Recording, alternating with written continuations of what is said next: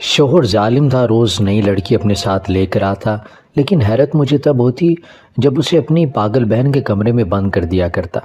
جب صبح وہ لڑکی باہر نکلتی تو روتے ہوئے لنگڑاتی ہوئی چلی جاتی۔ آج شوہر پریشان تھا، میں نے پوچھا کیا ہوا تو بولا کہ آج کوئی لڑکی نہیں ملی، بہن کے کمرے میں کس کو بھیجوں؟ لیکن اچانک شوہر میرا ہاتھ پکڑ کر بولا کہ آج تو رات میری بہن کے پاس رہے گی۔ یہ سنتے ہی میرے ہوش اڑ گئے۔ شوہر کو منع کیا پر وہ نہ مانا اور اندر بند کر دیا۔ میں وہیں کونے میں بیٹھ گئی اور تب نکلی جب یادیں اچھی ہوں یا بری، دونوں صورتوں میں ہمیں تکلیف دیتی ہیں اور ہماری آنکھوں کو نم کیے بغیر نہیں چھوڑتی۔ میں اپنے گھر کی لاڈلی بیٹی تھی، میرے 2 بھائی تھے، دونوں مجھ سے بہت محبت کرتے تھے اور میری اماں ابا کی وفات کچھ سال پہلے ہو چکی تھی اور میں بہت حساس تھی، چھوٹی چھوٹی باتوں پر رو دیا کرتی تھی۔ پھر میری زندگی نے میرا ایسا امتحان آیا جب نہ جانے میں مضبوط بن گئی یا پتھر ہو گئی۔ مجھے رونا نہیں آیا، یا شاید میرا دل روتا ہے، آنکھیں اب میرا ساتھ نہیں دیا کرتی۔ میرا بھائی سعد وہ بہت نیک اور اچھے دل کا انسان تھا جس نے ابا اماں کے چلے جانے کے بعد ہمارا بہت خیال رکھا تھا، اور سعد بھائی نے میری شادی اپنے دوست ریحان سے کر دی۔ میرے بھائی نے مجھ سے کہا کہ وہ بھی ایک ٹوٹا ہوا شخص ہے، اس نے بھی اپنی زندگی میں بہت برا وقت دیکھا ہے، وہ تمہارا بہت خیال رکھے گا، کیونکہ ٹوٹا ہوا انسان کبھی دوسروں کو تکلیف نہیں دیتا۔ ہماری شادی کو 1 سال ہونے والا تھا جب بعد میں پتہ چلا کہ میرا شوہر ریحان ظالم ہے، روز نئی لڑکی اپنے ساتھ لے کر آتا ہے، لیکن حیرت مجھے تب ہوتی جب اسے اپنی پاگل بہن کے کمرے میں بند کر دیا کرتا۔ جب صبح وہ لڑکی باہر نکلتی تو روتے ہوئے لنگڑاتی ہوئی چلی جاتی۔ آج شوہر پریشان تھا، میں نے پوچھا کیا ہوا تو بولا کہ آج کوئی لڑکی نہیں ملی، بہن کے کمرے میں کس کو بھیجوں؟ لیکن اچانک شوہر میرا ہاتھ پکڑ کر بولا کہ آج تو رات میری بہن کے پاس رہے گی۔ یہ سنتے ہی میرے ہوش اڑ گئے۔ شوہر کو منع کیا پر وہ نہ مانا اور مجھے اندر بند کر دیا۔ میں وہیں کونے میں بیٹھ گئی جب تو تب نکلی جب میری نند ہنستے ہوئے میری طرف بڑھ رہی تھی، پر اس کی آواز عجیب سی اور اچانک وہ جانور کی طرح دھاڑنے لگی، اور دیکھتے ہی دیکھتے اس کی حالت عجیب ہونے لگی۔ میرا شوہر بھاگتا ہوا میری طرف آیا اور کہنے لگا کہ تم ٹھیک ہو؟ چلو یہاں سے۔ میں نے کہا کہ یہ سب کیا ہے، مجھے پہلے بتائیں، اور پھر میرے شوہر نے مجھے اپنی بہن کے بارے میں بتایا۔ میرے شوہر نے مجھ سے کہا کہ میں اپنی ماں باپ کا ایک ہی بیٹا تھا، اماں کو بہت خواہش تھی ان کی مزید اولاد ہو، اور جب میں 7 سال کا ہوا تب ہمارے گھر ننھی سی گڑیا آئی جو بہت خوبصورت تھی۔ میں اپنی بہن کا بہت خیال رکھتا، اس کو ایک پل کے لیے بھی اکیلا نہ چھوڑتا، پر اماں ابا سے کہتی ہیں آپ کے گھر بیٹی پیدا ہوئی ہے، اب تو اپنے کاموں کو چھوڑ دو، اب تو کسی کی بیٹی کی زندگی برباد مت کیا کرو۔ میرا باپ ایک پیر تھا جو ہر جائز و ناجائز کام پیسے کے لیے کیا کرتا۔ اس کے پاس ایسے بہت سے لوگ آتے جو لڑکیوں کو اپنی محبت میں گرفتار کرتے، پھر ان کا فائدہ اٹھاتے، کچھ زبردستی لڑکی کو شادی کے لیے راضی کرتے اور کوئی شادی شدہ لڑکی کو طلاق دلوا دیتا۔ اماں بہت کہتی کہ آپ کے گھر بیٹی نہیں ہے، اس وجہ سے دوسروں کی بیٹیوں کے ساتھ ظلم کرتے ہو، آپ کو ناجائز کام کرنے نہیں چاہیے۔ تو ابا کہتے کہ جس طرح ایک ڈاکٹر کا کام ہوتا ہے علاج کرنا، اپنی ڈیوٹی کو پورا کرنا، چاہے اس کے پاس کیسا بھی شخص آئے وہ اس کا علاج کرتا ہے، کیونکہ وہ اس کا پروفیشن ہوتا ہے، اس نے پیسہ تو کمانا ہے، اور میرا بھی یہی کام ہے، مجھے بھی یہ سب کرنا ہے۔ میں اپنے کام کو تمہارے لیے نہیں چھوڑ سکتا، اور جب میری بہن پیدا ہوئی تب بھی ابا اپنے کاموں میں رہا کرتے، اور میری بہن کہتی کہ مجھے بھی ابا کی طرح بننا ہے۔ اماں کہتی شرم کرو، تم لڑکی ہو، ڈرا کرو اپنے رب سے اور دعا کرو کہ تمہارا باپ یہ کام چھوڑ دے۔ مجھے تو ڈر لگتا ہے کہیں کسی کی آہیں ہمارے گھر کو برباد نہ کرتے۔ اور جب ابا کی عمر ہو گئی تو وہ کہنے لگے کہ میرا بیٹا میرے کام کو سنبھالے گا، پر میں اپنی ماں کی طرح اس کام کو برا سمجھتا تھا۔ میں نے صاف ابا کو منع کر دیا۔ ابا نے کہا کاش میں تمہیں اپنے جادو کے ذریعے قابو کر سکتا، تو ماں بیٹے کی زبان کو بند کر سکتا، پر افسوس ایک کامل اپنے گھر والوں پر جادو نہیں کر سکتا۔ اماں نے ابا سے کہا کہ تمہیں ڈر نہیں لگتا اپنے اللہ سے، یا تمہیں موت بھول چکی ہے؟ مت کرو اتنا ظلم لوگوں پر، اگر تمہیں کام کرنا ہے تو جائز کرو، پر کبھی ناجائز کام تو مت کرو۔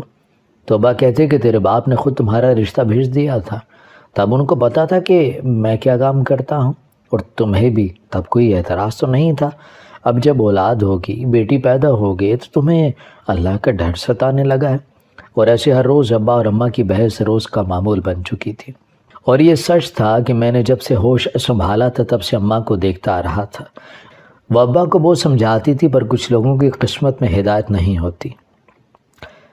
میں اچھے کالج میں پڑھ رہا تھا، ہمارے پاس بہت پیسہ تھا، محلے والے ابا سے بہت ڈرتے تھے، کوئی آنکھ اٹھا کر بھی نہیں دیکھتا تھا۔ سب کو لگتا اگر انہوں نے ابا سے کچھ کہہ دیا تو کہیں ابا ان پر جنات ہی نہ چھوڑ دیں۔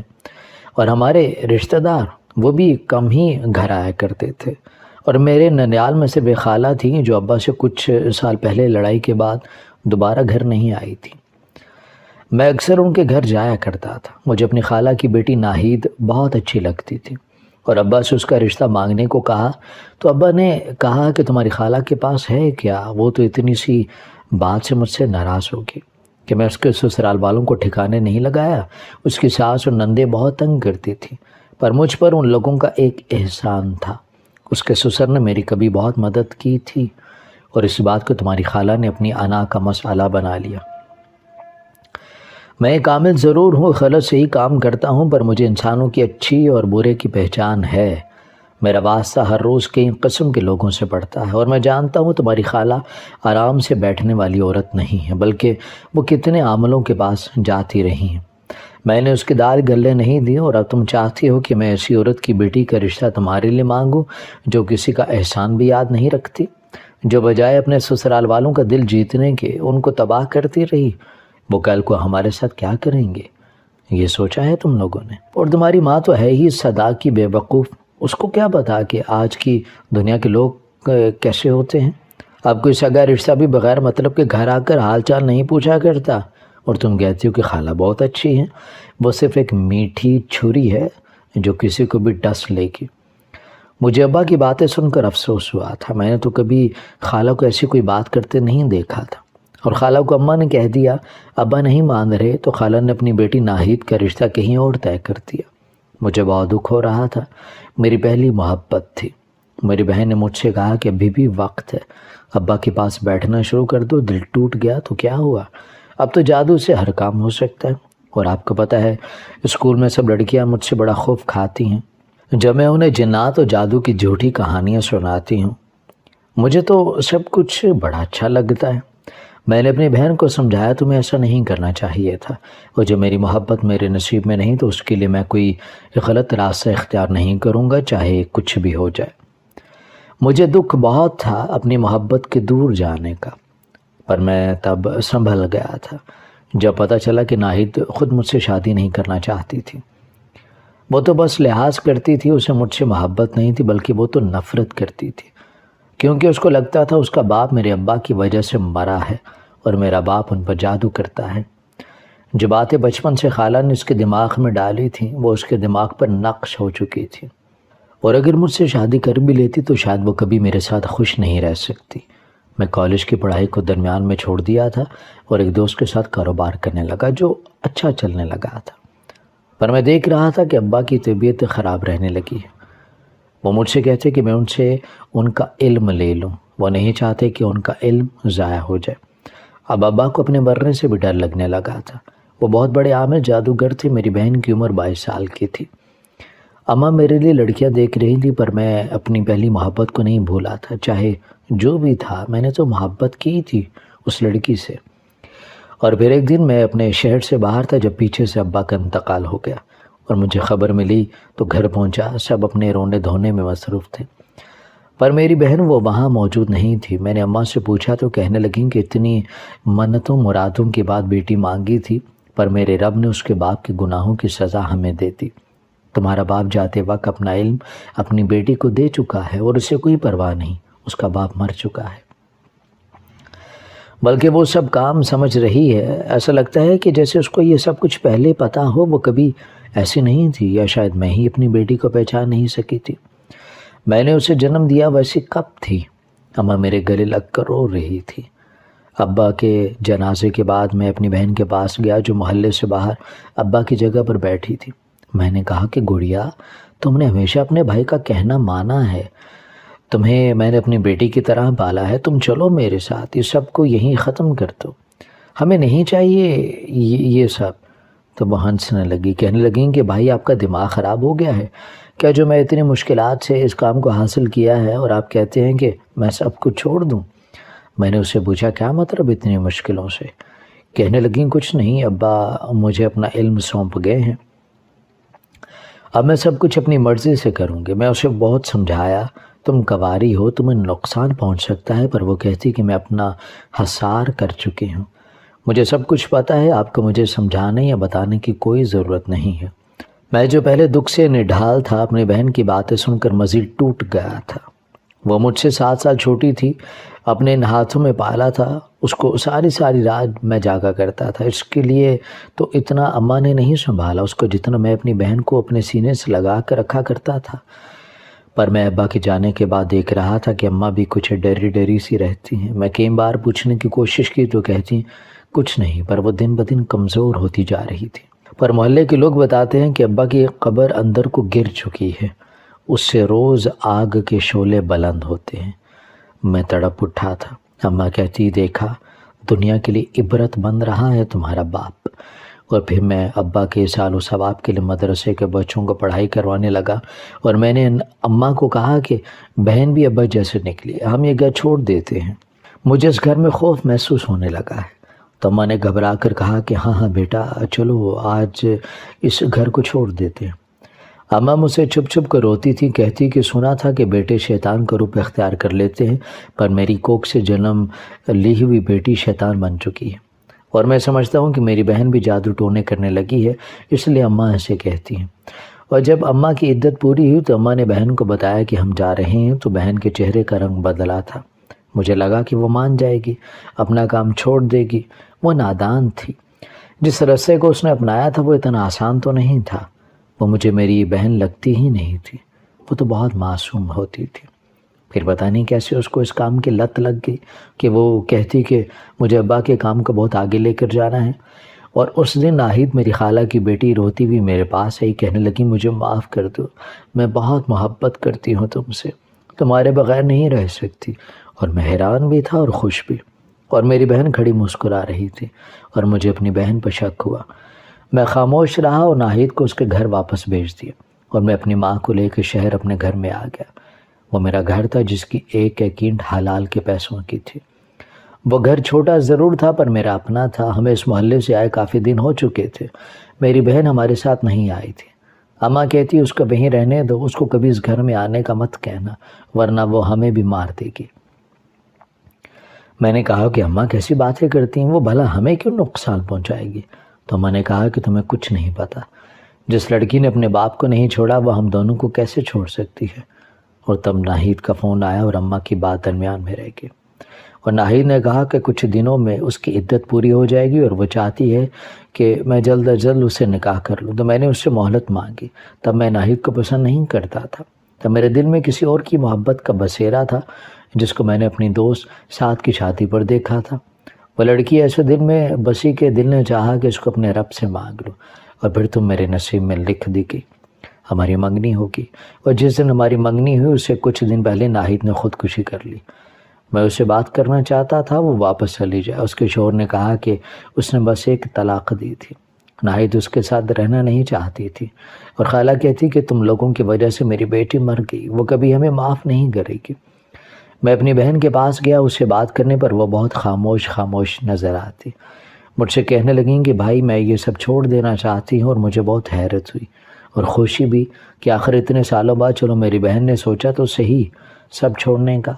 تو میں نے کہا کہ چھوڑ دو، ہم کسی اور عامل کے پاس جاتے ہیں، اس سے بات کرتے ہیں، اور تم اپنا علم اسے دے دو۔ کہنے لگیں بھائی میں ویسا ہی کروں گی جیسا آپ چاہتے ہیں، پر آپ مجھ سے وعدہ کریں آپ میری شادی وہیں کریں گے جہاں میں کہوں گی۔ تو میں نے کہا کہ مجھے منظور ہے۔ میری بہن ایک لڑکے کو پسند کرنے لگی تھی، پر میں اس لڑکے کے متعلق کچھ نہیں جانتا تھا، اور جب میں اسے لے کے گھر آیا تو اماں نے میری بہن کو معاف نہیں کیا۔ اماں نے کہا کہ میں تمہیں اپنے شوہر کا قتل کبھی معاف نہیں کر سکتی۔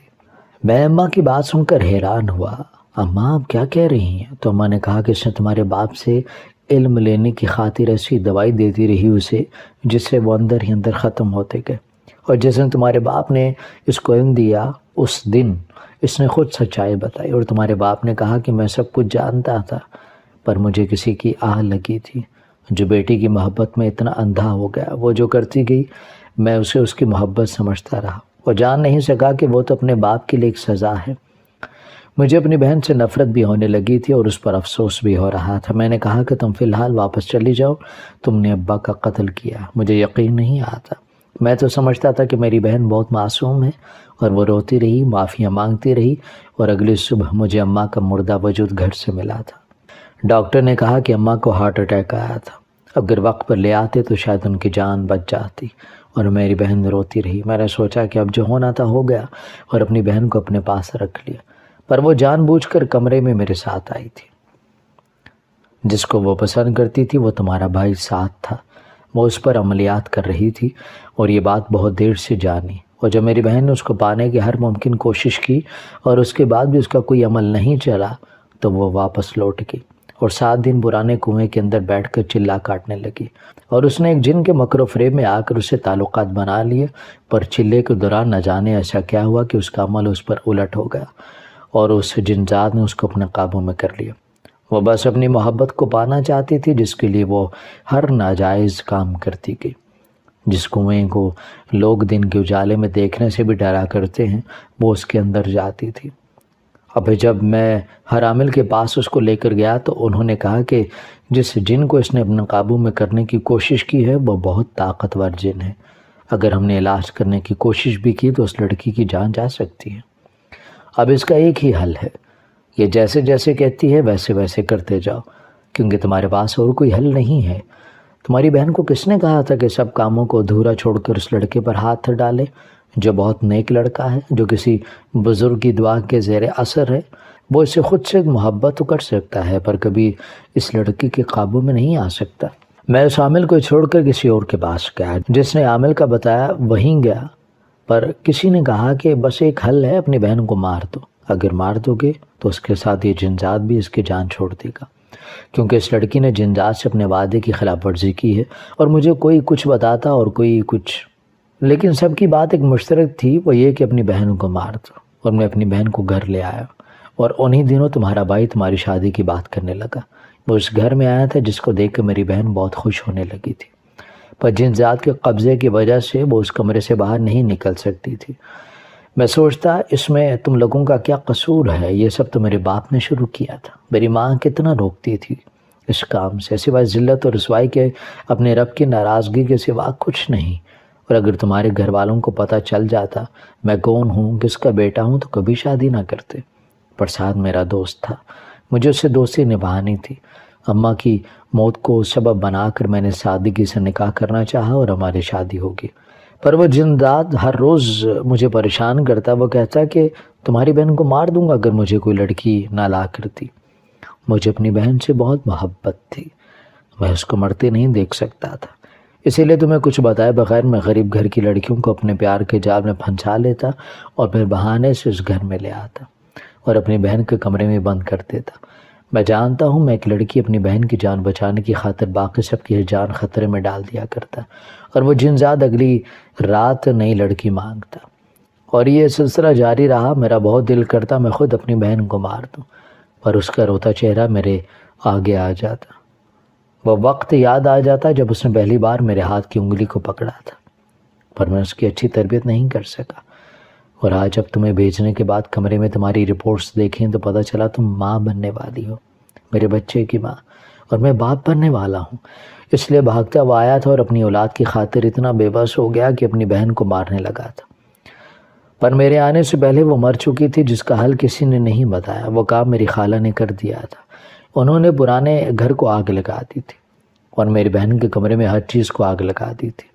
اور تب پتہ چلا کہ میری بہن جو تعویذ بنا کر جلاتی تھی وہ اسی کمرے میں تھے۔ ان کا اثر الٹ ہو گیا تھا جو پرانے گھر میں تھے، اور ان کے جلنے کی وجہ سے میری بہن کی جان بھی چلی گئی۔ اس کو تو رہائی مل گئی۔ خالہ تو اپنی بیٹی کے چلے جانے کے بعد نیم پاگل ہو گئی۔ انہوں نے غصے میں سب کیا تھا، پر کون جانتا تھا یہ سب کرنے سے سب ٹھیک ہو جائے گا۔ اور میرا شوہر سب کچھ بتا کر اپنے آنسو صاف کر رہا تھا، اور میں ابھی تک پاس پڑی اپنی نند کی لاش کو دیکھ رہی تھی، جس کی لاش کالی ہوتی جا رہی تھی اور میں کانپ رہی تھی۔ میرا بھائی ساتھ وہ دروازے میں کھڑا سب کچھ سن چکا تھا، اور میرے بھائی نے کہا کہ میں نے اپنی اکلوتی بہن تمہیں سونپی، مجھے لگا کہ میری لاڈلی بہن تمہارے ساتھ خوش رہے گی، پر میں کیا جانتا تھا کہ تم تو ایک شیطان ہو۔ میں ایک پل کے لیے بھی اپنی بہن کو تمہارے پاس نہیں چھوڑ سکتا، اور میرا شوہر ہوتا رہ گیا اور میں اپنے بھائی کے ساتھ آ گئی، اور میرا بچہ اس دنیا میں آنے سے پہلے ہی مر چکا تھا۔ میرے سامنے جو کچھ ہوا اس سب کو میں برداشت نہیں کر سکی تھی۔ میرا بچہ میرے جینے کا سہارا تھا، میری محبت کی نشانی تھی، پر ہم کبھی اپنے نصیب کو نہیں بدل سکتے۔ میرے شوہر نے مجھے طلاق بھیج دی تھی، اس نے ایک بار بھی مجھ سے معافی نہیں مانگی، خود سے سب فیصلے کر لیے، اور میرا بھائی کہتا اچھا ہوا اس نے خود تمہیں طلاق بھیج دی۔ مجھے تو اس کے وجود سے، اس کے نام سے بھی نفرت محسوس ہوتی ہے۔ اس نے جس طرح دوسروں کی بیٹیوں کی زندگی برباد کی، وہ تو اس سے بڑی سزا کا مستحق ہے۔ وقت گزرتا گیا، گھر والے کہتے ہیں کہ میں شادی کر لوں، پر مجھے اب کسی سے بھی محبت نہیں ہو سکتی۔ مجھے لگتا ہے کہ عورت کی محبت ایک جھیل کی طرح ہوتی ہے جو ایک جگہ ٹھہر جاتی ہے۔ میں اب ایک اسکول میں پڑھاتی ہوں، میرے لیے سب میرے بچے ہیں جن کو دیکھ کر میں سوچتی ہوں اگر میرا بچہ آج زندہ ہوتا تو انہی بچوں کی طرح وہ بھی میرے سامنے کھیل رہا ہوتا۔ پر زندگی میں کبھی کبھی سب کچھ ادھورا رہ جاتا ہے، جیسے میری ذات ادھوری رہ گئی۔